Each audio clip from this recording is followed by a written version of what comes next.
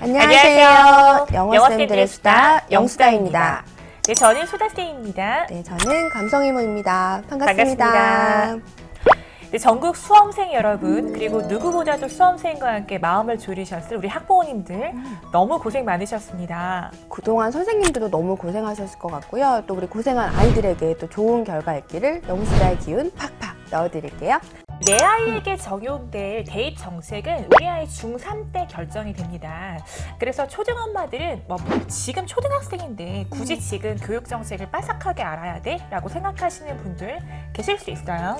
그런데 사실 교육 정책이 바뀌긴 하지만 그 흐름은 있거든요. 그래서 초등학교 때부터 좀 관심 있게 지켜보시는 것이 중요하고요. 또 초등학교 공부가 중학교, 고등학교까지도 이어지잖아요. 그래서 저희가 오늘 준비했습니다. 내일 수능까지 통하는 탄탄한 초등영어 학습법 지금부터 알려드릴게요.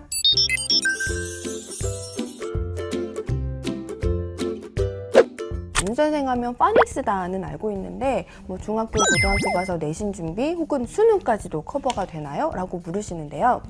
맞아요. 저도 현장에서 가장 많이 받는 질문인데요. 그 윤선생은 단순히 수능을 커버하는 정도가 아니라 아주 랩핑을 합니다.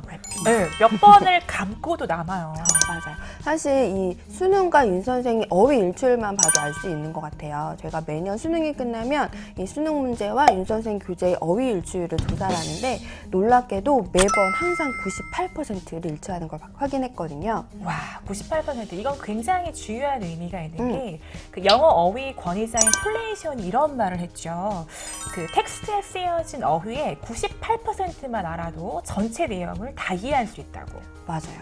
또 간혹 어떤 사교육 업체에서는 이 수능과 문제 유형이 일치했다라고 홍보하는 경우도 있는데요. 사실 아시는 분은 아시겠지만 수능 유형의 문제는 사실 정해져 있잖아요. 근데 그것보다 더 중요한 건 그 업체의 그런 커리큘럼 그리고 컨텐츠를 좀 잘 점검해 볼 필요가 있는 것 같아요. 그러니까 윤 선생은 공교육 수준을 가볍게 뛰어넘고 그 이상을 갈 수 있는 커리큘럼인 거죠. 네, 그 증거가 바로 자랑스러운 우리 회원들인데요. 영어에서만큼은 다른 사교육 없이 정말 이 수능에서 1등을 받고 명문대 간 친구들이 그렇게 많다고 하더라고요. 맞아요. 또 성공한 윤 선생 키즈들은 사회 곳곳에서 만날 수 있죠.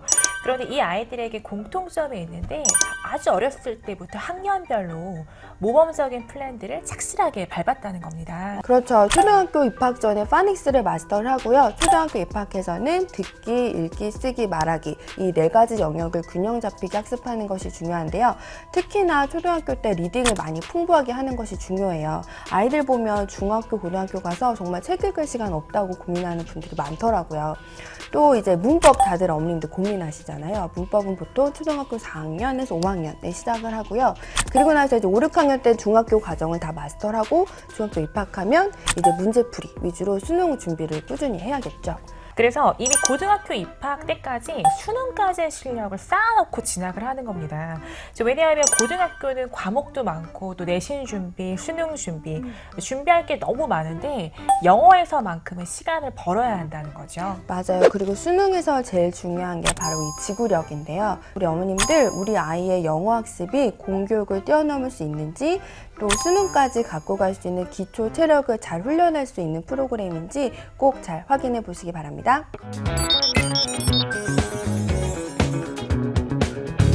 수능에서도 1등급 성공하려면 초등학교 때 이것만은 꼭 해야 됩니다. 뭘까요? 네, 바로 정답은 두구두구두구. 네, 바로 속도입니다. 우리 윤선생 회원들은요, 초등 5학년 단계 이상만 학습을 하면 이 수능 영어 듣기는 100점 받을 수 있거든요. 맞아요. 그냥 아이들이 다 들린대요. 그 이유는 평소에 원어민의 음성을 듣고 또 발화하면서 녹음하는 훈련을 하는데요. 이때 속도가 월등히 좀 빠르기 때문이죠. 네, 맞아요. 이 words per minute이라고 WPM이라고도 하는데요. 1분 딱 말할 수 있는 단어의 수를 말하는 거예요. 근데 수능은 이 WPM이 140에서 160 정도 되는데요. 우리 윤 선생 교재에서는 초등학교 5학년 과정이 벌써 140으로 훈련을 하고 있죠. 맞아요. 그 윤 선생으로 중학교 1학년 교재를 학습하는 경우는 이미 수능을 뛰어넘어서 CNN 뉴스를 거부감 없이 들을 수 있는 수준에 이르는데요. 이 WPM은 듣기 말고도 리딩에서도 중요한데요. 그러면 이 긴 지문을 얼마 만에 읽어야 할까요? 1분 안에 지문을 읽고 문제까지 해결해야 됩니다. 자, 아주 중요한 팁이 나가는데요. 그러려면 초등학교 때부터 어떤 연습을 해야 할까요? 문장을 유창하게 읽는 연습부터 훈련해야 되는데요. 이 긴 지문은 눈으로 재빨리 읽으면서 이해하려면 먼저 입으로 소리내어서 말하는 훈련을 해야 하거든요. 유창하다는 건 세 가지 기준이 있습니다. 첫 번째, 목소리가 커야 됩니다. 이 목소리의 크기가 굉장히 중요하고요. 두 번째는 발음의 정확성, 그리고 세 번째는 이런 발화 속도가 굉장히 빨라야 합니다. 이 세 가지를 아이들한테 명확히 기준을 주시고요. 이 중에 하나만 도전해보자라고 미션을 주시면 아이들이 뭐를 먼저 고를까요?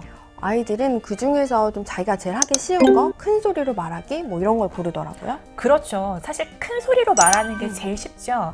그래서 처음에 이때는 그 녹음한 거 듣고 선생님이 피드백을 해주실 때도 목소리를 크게 하면 우선 먼저 칭찬을 합니다.